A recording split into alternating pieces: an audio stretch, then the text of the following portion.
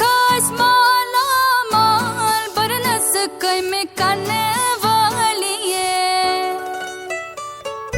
मस खास माल